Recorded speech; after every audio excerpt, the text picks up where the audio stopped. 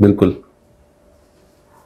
क्योंकि एक रावण शास्त्र है, रावण संहिता। हाँ, रावण संहिता है, एक नहीं है, 3-4 प्रकार की है वो। अच्छा। हाँ, मैंने उनको पढ़ा है, तो उसमें भी लिखा हुआ है कि रावण का भेदन कोई नहीं कर सकता था, रावण ने स्वयं लिखा है। लेकिन रावण कुछ चीजें ऐसी कह के गया है, स्त्रियों के बारे में भक्ष लग सकता है, जो जो स्त्रियों के बारे में कहा गया है वो सारी बातें सत्य निकली। रावण ने कही ये सारी बातें रावण संहिता के अंदर। क्या? जैसे स्त्री पराये पुरुष के साथ में रहेगी, और ये चीजें हो रही हैं, आप देख सकते हो। और जहां तक देखा जाए कि कुछ चीजें ऐसी ऐसी कही हैं उसने, उनका वर्णन कहने में भी थोड़ा अच्छा नहीं लगेगा। तो जहां तक तंत्र का नाम आता है, तो बड़े बड़े ज्ञानियों को मिटा के फेंक दिया है तंत्र में। इंदिरा गांधी पे तंत्र होता था कामाख्या से। कौन कराता था? देखिए, इंदिरा गांधी तो चली गई है भाई, पहली बात तो है।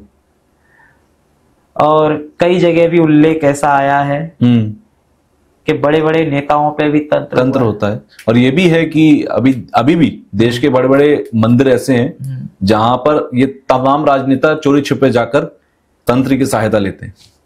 मेरे पास ऐसे बहुत से लोग आते हैं। मैंने कई लोगों को विजय बनवाया है, नाम नहीं बताऊंगा जी। तो भाई उसमें पूर्ण रूप से दशम महाविद्या का उल्लेख चलता है।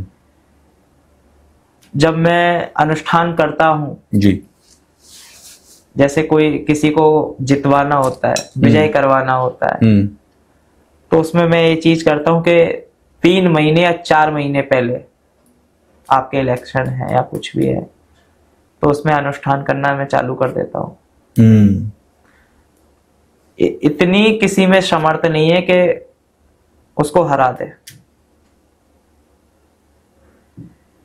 मैंने ये चीज अपने प्रैक्टिकल करके देख ली है। अच्छा, अघोरियों के बारे में आप बता रहे थे, एक सवाल मेरे मन में तब आया कि अघोरी की साधना पूरी हो गई या वो अघोरी पूर्ण रूप से हो गया, ये कब पता लगता है? क्या उसे देवी देवता के या किसी सिद्धि के या किसी शक्ति के दर्शन होते हैं तब ये होता है? कब होता है?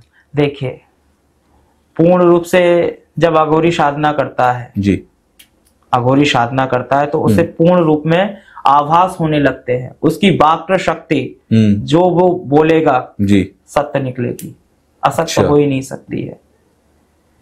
और जहां पे इस चीज का उल्लेख है कि भाई उसको दर्शन दिया जाता है कुछ भी, हाँ, दर्शन उसको मिलते हैं। जिस चीज की वो साधना कर रहा है, यक्षिणी की कर रहा है, प्रेत की कर रहा है, प्रेतनी की कर रहा है, डाकनी की कर रहा है, शाकनी की कर रहा है, कर्ण पिचासनी की कर रहा है, भगवती की कर रहा है, दशम महाविद्या की कर रहा है, जिस शक्ति की वो साधना कर रहा है पूरी लगन से कर रहा है। अच्छा, उस शक्ति को उसको दर्शन देना ही होगा। कुछ साधनाएं भी ऐसी है, और जब पूर्ण रूप से ये चीज होती है, ये चीज नहीं होती कि भाई उसको बताया जाता है कि तुम अघोरी बन गए हो। अघोरी के पूरे लक्षण ऐसे होते हैं कि अगर वो भस्म भी लपेटे होगा ना कुछ भी, तो उससे इतनी सुगंध आएगी, इतनी महक आएगी कि आपको लगेगा कि हाँ कुछ पॉजिटिव वेव्स है। और जहां तक देखा जाए कि भाई देखो, बहुत से लोग घूम रहे हैं कि नौटंकी करने वाले के भाई लाओ भैया 10 रुपए दे दो, 20 रुपए दे दो, 50 रुपए दे दो। आदमी उन लोगों के मारे डरा हुआ है, दरवाजों पर जो जाकर 10 रुपए 20 रुपए, और बस कुछ नहीं, तेरा बुरा होगा तेरा भला होगा, कुछ नहीं, बस ऐसे कह दिया कि ला बेटा डाल दे वरना तेरा बुरा होगा। तो व्यक्ति वो अघोरी नहीं है, वो अघोरी नहीं है, बस वो पैसे बनाने के लिए अपने भस्म लपेटे हुए हैं। भाई ये भस्म लपेट रहे हैं तो इनका क्या, भाई जो घर गृहस्थी में चल रहे हैं तो उनका भी तो संहार निश्चित है। बिल्कुल, आप अपने लिए तो कर ही रहे हो, लेकिन अपने बच्चों के लिए गड्ढा खोद रहे हो। ये चीज हंसी खेल नहीं है कि भस्म लपेट लिया आपने। भस्म लपेटना अर्थात शिव को पूर्ण रूप से अपने अंदर समावेत करना। भस्म का नियम होता है, जब तक आप उसे अभिमंत्रित नहीं करोगे भस्म को जी, जब आप अभिमंत्रित नहीं करते हो और लगा लेते हो भस्म को, तो मान के चलिए कि पूर्ण रूप से आप प्रेत योनि में हो। अच्छा, अर्थात आप प्रेत बन रहे हो, भूत बन रहे हो। देखो, महादेव को भी भस्म लेपन किया जाता है तो उसमें पूर्ण रूप से मंत्रों का आह्वान होता है। अब आपने देखा होगा कि जब अर्थियां जाती हैं जी, तो एक शब्द निकलता है मुंह से, राम राम सत्य है, सत्य बोलो गति है। कुछ लोग भाई, जिसमें बुद्धि होगी वो उसे प्रणाम करेगा, ज्ञान होगा जिसमें जी, वो उसे प्रणाम करेगा अर्थी को, क्योंकि आखिरी शव यात्रा रहती है, उस व्यक्ति का आखिरी दिन रहता है उस जी। और कुछ लोग तो भाई डर के मारे अपने गेट बंद कर लेते हैं, अरे बुरा होगा। तो भाई शव देखना बुरा नहीं होता है। महादेव की जब बारात निकली थी जी, तो समझो कि पहले अर्थी निकली थी तब जाके बारात निकली थी। भूत प्रेत आगे चल रहे थे और महादेव नंदी पे बैठ के चल रहे थे। अब भाई ये चीज देखा जाए कि जब भस्म जो डेड बॉडी जला दी जाती है जी, तो उसमें राम राम का नाम छुपा होता है। महादेव वही भस्म को लेपन करते हैं।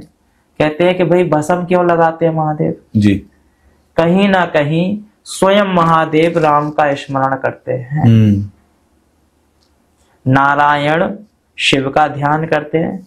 आपने सुना होगा कि भाई भगवान विष्णु किसका ध्यान करते हैं? 24 घंटे वो निद्रा में ही रहते हैं। कुछ 11 होती है, जैसे एक देव उठनी 11 होती है जी, एक देव शयनी 11 होती जी। है। तो देव शयनी को नारायण सोते हैं और देव उठनी को उठ जाते हैं। उस दिन से सारे कायम बनने चालू हो जाते हैं। एकादशी से जिसके विवाह नहीं हो रहे हैं उसके विवाह होते हैं, जिसके कार्य नहीं बन रहे हैं उसके कार्य बनने लगते हैं। तो उसी भस्म को महादेव लेपन करते हैं। इस चीज में देखा जाए कि कितना पॉजिटिव रहता है वो। बिल्कुल।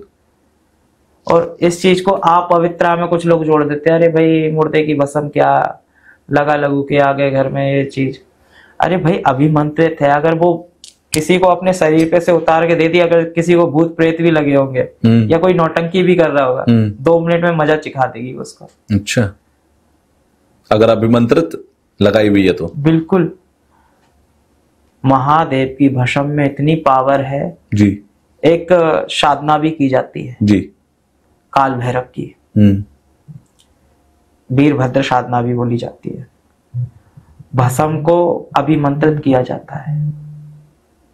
अभिमंत्रित करके अगर किसी को भी थोड़ी सी भस्म दे दी ना, जिसको बालक नहीं हो रहे हैं, बच्चे नहीं हो रहे हैं, और जिसको भूत प्रेत या कोई सी भी XYZ बीमारी लगी हुई है, समझिए कि पूर्ण रूप से स्वतः ही वो चीजें हट जाएंगी, हट जाती है। और जिसको नेगेटिव चीजें होती हैं तो वो भी हट जाती हैं। इतनी बड़ी साधनाएं होती हैं वीरभद्र की। अच्छा, फिर सवाल ये आता है कि इस दुनिया के अंदर जितने भी साधनाएं लोगों ने की, जितने भी ऐसे अघोरी हैं जो सच में जिन्होंने साधनाएं की, समाज में तो इतनी बीमारियां हैं, इतना लोग परेशान हैं, फिर वो लोग आगे आकर सबकी परेशानियों को दूर क्यों नहीं कर रहे? अच्छा, एक ये चीज बताइए, व्यक्ति के पास बहुत सारा धन है, क्या वो अपना धन बांटने जाएगा? उससे तो उसका धन कम हो जाएगा। सुनिए जी। मंत्री हैं, राजा हैं, सही भाई, वो सब चीज करते थे, बांटते थे जी। अब भाई कोई व्यक्ति साधुओं को, संतों को भाई तंत्र मतलब बुरी नजर से ही देख रहा है कि भाई वो देख रहा है कि मेरे पास ये आके खड़ा हो गया, मेरे को कुछ हो ना जाए। अब वो जबरदस्ती किसी को ठीक करने भी जाएगा ना तो उसको व्यक्ति गलत ही समझेगा। सही बात है। आज मैं जहां से निकलता हूं जी, तो व्यक्ति मेरे से 10 फुट दूर हो जाता है। भाई कुछ करना थे। एक सोच है लोगों की, माइंड में उसके गलत सोच चल रही है ना, मैं तो उसका अच्छा करने के लिए सोच रहा हूँ। अब भाई आप, ये दुनिया बची नहीं है कि आप किसी का अच्छा करो और वो अच्छा करवा ले। जैसे आम भाषा में कहते हैं भलाई का जमाना नहीं तो भाला घुस जाएगा। यही चीज है। आप जितना अच्छा सोचोगे व्यक्ति आपके बारे में उतनी ही दुष्ट बुद्धि रखेगा। अब भाई जहां तक देखा जाए, मैं चाहे जितना अच्छा कर लूं किसी के साथ में, मेरे को उतना ही बुरा मिलता है। मेरे शिष्य भी हैं, मैं उनके साथ में चाहे जितना अच्छा कर लूं, मैं तो साफ कहता हूं जी, मैं चाहे जितना उनके लिए खर्च कर लूं या चाहे जितना मैं उनके लिए पॉजिटिव में कर दूं, एंड में जाके मेरे को ही बुरा बना देंगे। ये नियति है। और ये नहीं होता है कि भाई आप किसी के साथ में अच्छा कर रहे हो और आपको बुरा ही मिल रहा है। ये बात पक्की है, आप जितना अच्छा करोगे उसके साथ में आपको दोबारा से रिटर्न वो दुगना करके बुरा ही मिलेगा आपको। ये नियति है, ये संसार का नियम है।